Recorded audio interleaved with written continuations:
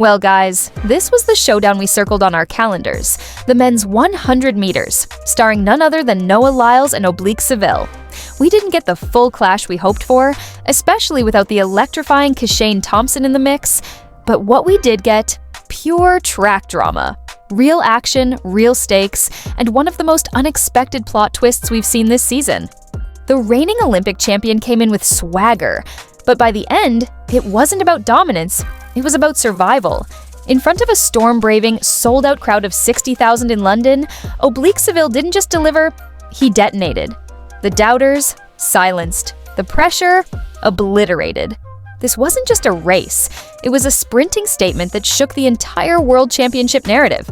The lineup for the men's 100 meters in London was nothing short of explosive, a battlefield of giants. Olympic champion Noah Lyles, rising storm Oblique Seville, the unpredictable Achim Blake, Britain's own Jarnell Hughes, South Africa's Akani Simbine, and the fearless Letsile Teboho. It wasn't just a race, it was a war zone of speed, power, and pride. Every lane was loaded, and only one man could survive the fire.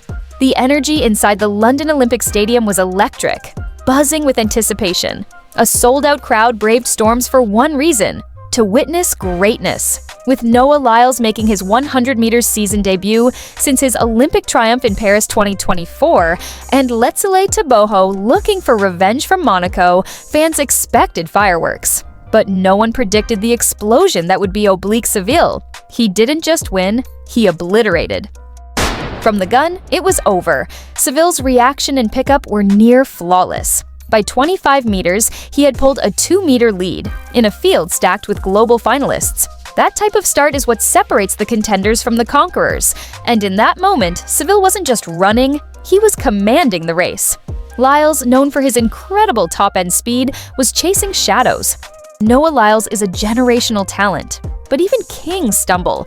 Clocking 10 seconds in your first 100 meters of the season isn't shameful. But against a 9.86 from Seville, that's not a stumble. That's a wake-up call. "I feel great after that. I feel extremely healthy," Lyles said, ever the optimist. But feeling great doesn't win gold in Tokyo. His start remains a glaring flaw. And against bullet starters like Seville, it could cost him everything. Here's the bitter truth. We've seen Seville scorch the track before. Fast times, early rounds, world-leading form. Yet when the World Championship final comes, no medal.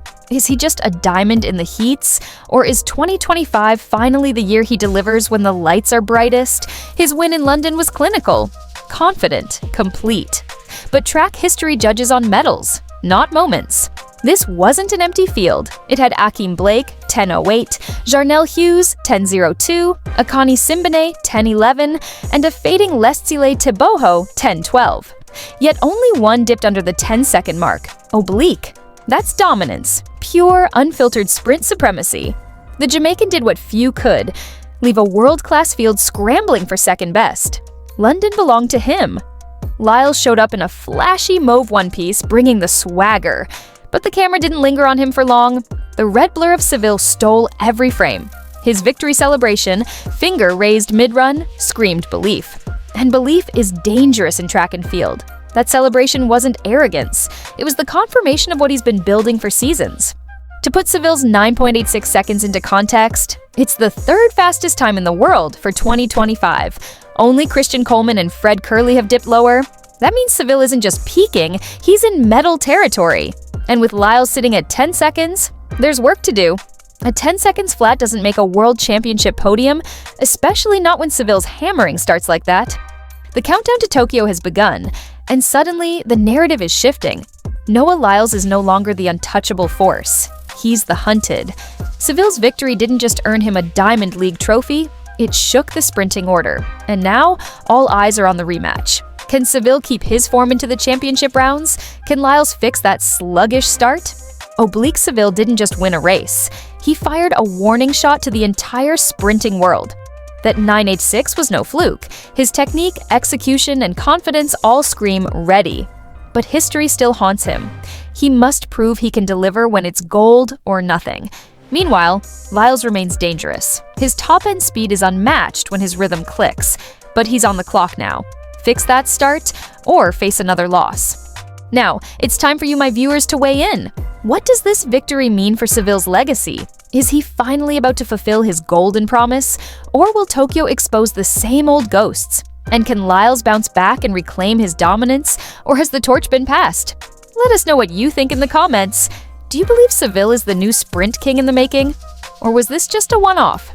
Well, thanks for watching, and remember, keep the sports spirit alive. Until next time, stay locked into track and field ting zone.